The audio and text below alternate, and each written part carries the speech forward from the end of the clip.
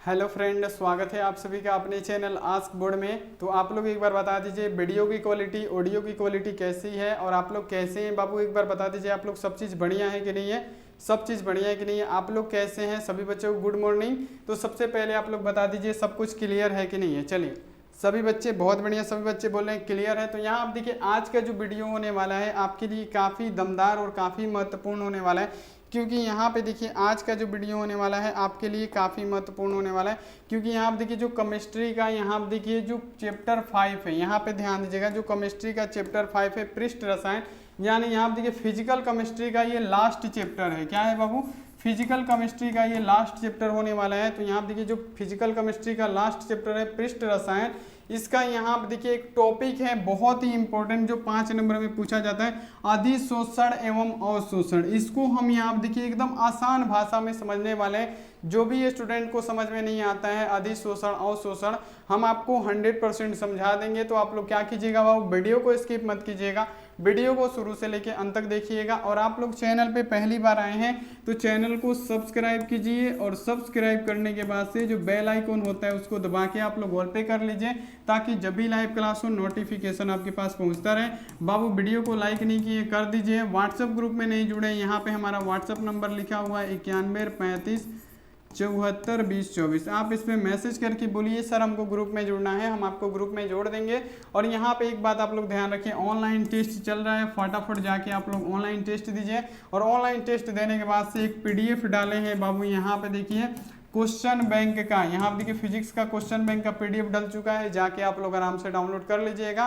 तो चलिए बाबू शुरू करते हैं हम केमिस्ट्री का जो चैप्टर 5 है पृष्ठ रसायन पाठ। यहाँ देखिए पृष्ठ रसायन का जो यहाँ पे टॉपिक है अधिशोषण एवं अवशोषण। चलिए इसको हम यहाँ पे बहुत ही बारीकी से पढ़ेंगे और 100% एकदम आसान भाषा में आपको समझ में आएगा। अगर आपको केमिस्ट्री से डर लगता है, हमारे पास एक बार पढ़ के देखिए, पूरा केमिस्ट्री का डर आपसे निकल जाएगा। तो यहाँ पे देखें हम लोग पढ़ने वाले हैं चैप्टर 5 में पृष्ठ रसायन। पृष्ठ रसायन सरफेस केमिस्ट्री। सरफेस का मतलब क्या होता है? सरफेस मतलब होता है सतह। जैसे क्या है बाबू, शर्ट का सतह है, ये बोर्ड है, बोर्ड का बाबू ये क्या है? सतह है। यानी सरफेस केमिस्ट्री कहने का मतलब सरफेस यानी सतह से जुड़ी चीजों का हम आज अध्ययन करेंगे, उसी को बोलते हैं सरफेस केमिस्ट्री। तो यहाँ पे आप लोग नाम से ही पता चल गया।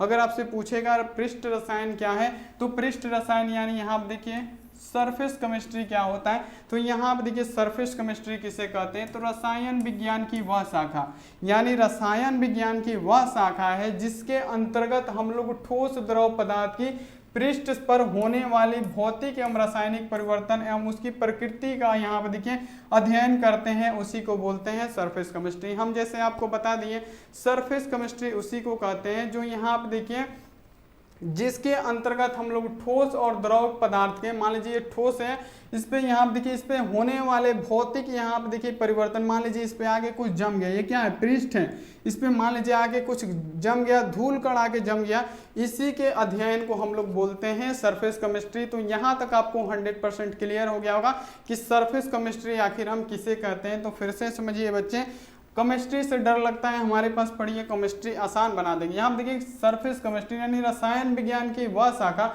जिसके अंतर्गत हम ठोस और द्रव पदार्थों को यहाँ देखिए पृष्ठ पर होने वाले, यानी ये ठोस है, इसके पृष्ठ पे होने वाले भौतिक और रासायनिक परिवर्तन को उनकी प्रकृति के द्वारा अध्ययन करते हैं, उसी को बोलते हैं यहाँ पे सरफेस केमिस्ट्री। तो यहाँ तक आपको समझ में आ गया होगा कि सरफेस केमिस्ट्री क्या है और सरफेस केमिस्ट्री किसे कहते हैं। सरफेस केमिस्ट्री में हम यही करेंगे, जो भी सतह से जुड़ी चीजें होंगे उसका अध्ययन करेंगे। तो सरफेस केमिस्ट्री में यहाँ पर देखिए किस किस चीजों का अध्ययन करते हैं। तो सरफेस केमिस्ट्री में करते हैं बाबू एक ठोस पदार्थ का और एक करते हैं स्पंजी पदार्थ का। जैसे यहाँ आप देखिए स्पंज हो गया, स्पंज वाला रसगुल्ला हो गया, जितने भी स्पंजी पदार्थ होता है उसका अध्ययन करते हैं, एक ठोस पदार्थों का अध्ययन करते हैं। तो इसमें पृष्ठ रसायन में 2 प्रकार के पदार्थों का अध्ययन किया जाता है पूरे चैप्टर में। तो आपको 100% समझ में आएगा। यहाँ आप देखिए पहला जो यहाँ पे हमको पढ़ना है कि अधिशोषण क्या है। अधिशोषण नाम से ही पता चलता है कि अधिशोषण क्या है। यहाँ पे आपको क्या बताना है? एडजॉर्प्शन क्या है, अधिशोषण क्या है। तो देखिए अधिशोषण की प्रतिक्रिया क्या होती है?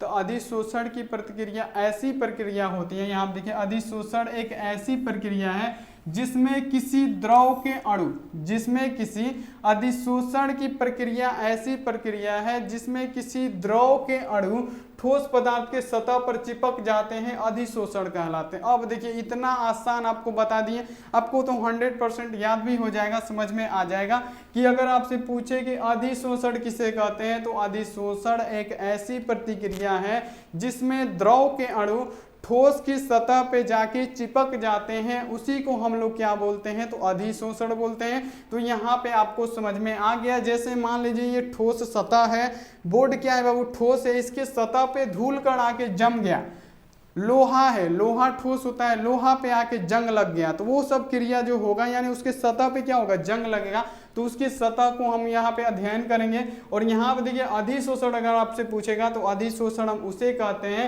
अधिशोषण एक ऐसी प्रक्रिया है जिसमें किसी द्रव के अणु ठोस पदार्थ के अणु पे जाके क्या होते हैं चिपक जाते हैं, भौतिक प्रतिक्रिया करने लगते हैं, उसी को हम लोग बोलते हैं बाबू क्या, तो उसको बोलते हैं अधिशोषण। ये आपको समझ में आ गया होगा। जैसे यहाँ पे देखिए ये एक है यहाँ पे, और इसके ऊपर देखिएगा तो यहाँ पे देखिए क्या हुआ है, आके बाबू यहाँ पे देखिए द्रव के अणु चिपके हुए हैं। यहाँ पे देखिए जैसे हम आपको बताए थे कि दो प्रकार का यहाँ पे अध्ययन किया जाता है इस पृष्ठ में, एक स्पंजी पदार्थों का, एक ठोस पदार्थों का। तो यहाँ पे देखिए अधिशोषण यहाँ पे क्या है, इसमें ठोस पदार्थ पे क्या होता है द्रव के अणु आके चिपक जाते हैं, ठोस पदार्थ पे द्रव के अणु क्या होते हैं चिपक जाते हैं और अपना भौतिक परिवर्तन करने लगते हैं, उसी को हम लोग बोलते हैं बाबू तो अधिशोषण बोलते हैं। तो यहाँ पे देखिए जैसे ये कोई पदार्थ है, मान लीजिए ठोस पदार्थ है ये गोल वाला, इसके ऊपर क्या हुआ है बाबू द्रव के कणु आके चिपक गए हैं, यानी इसके पृष्ठ पे, ऊपर यानी पृष्ठ पे, हम लोग पृष्ठ रसायन पढ़ रहे हैं, तो पृष्ठ पे आके क्या हुए हैं बाबू ये आके क्या हुए चिपक गए हैं, तो इसी को हम लोग क्या बोलते हैं तो इसी को बोलते हैं अधिशोषण। कितने बच्चों को समझ में आया बाबू?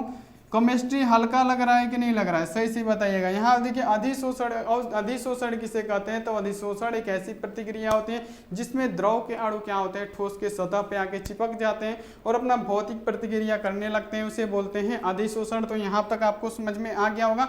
और ये 5 नंबर में प्रश्न आता है बाबू, ऐसे ऐसे प्रश्नों को याद रखिएगा। अब देखिए यहाँ पे पूछा गया कुछ उदाहरण हम यहाँ पे आपको बता देते हैं किसका तो अधिशोषण का। चलिए कुछ उदाहरण हम आपको बताते हैं। जैसे चारकोल के सतह पे एसिटिक अम्ल का यहाँ पे अधिशोषण, यानी चारकोल की सतह पे एसिटिक अम्ल का चिपक जाना, उसके साथ प्रतिक्रिया करना। यहाँ देखिए पहला हो गया चारकोल की सतह पर आयोडीन का, यहाँ देखिए अधिशोषण, चारकोल की सतह पे क्या आयोडीन का चिपक जाना, ये भी किसके अंतर्गत आता है तो बाबू यहाँ देखिए अधिशोषण के अंतर्गत आता है, ये आप लोग याद रखिए। अब देखिए सिलिका जेल द्वारा जल वाष्प का अधिशोषण।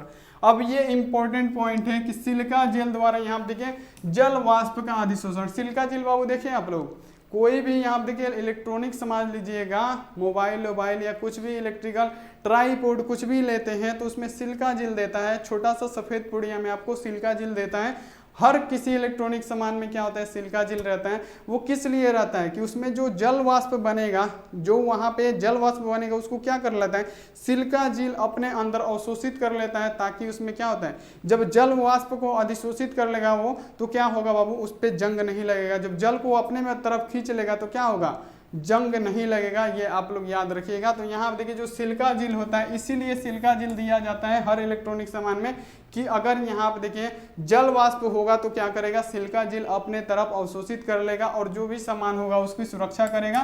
तो यहाँ पे कुछ उदाहरण है कि चारकोल की सतह पर एसिटिक अम्ल का अधिशोषण, यहाँ देखिए चारकोल की सतह पर आयोडीन का अवशोषण, और यहाँ देखिए सिलिका जेल द्वारा वाष्प का यहाँ देखिए अधिशोषण। ये सब किसके अंतर्गत आता है तो यहाँ देखिए ये अधिशोषण के अंतर्गत आता है, ये आप लोग याद रखिएगा। तो अधिशोषण आपको 100% समझ में आ गया होगा। अब देखिए यहाँ पे अवशोषण, अब आगे यहाँ पे अधिशोषण तो हम लोग समझ गए बाबू। अब आ रहा है यहाँ पे सामने आपके अवशोषण। अवशोषण मतलब बोलने से पहले अवशोषण यानी एब्जॉर्प्शन, यानी क्या एब्जॉर्प्शन यानी क्या अपने अंदर एब्जॉर्ब कर लेना।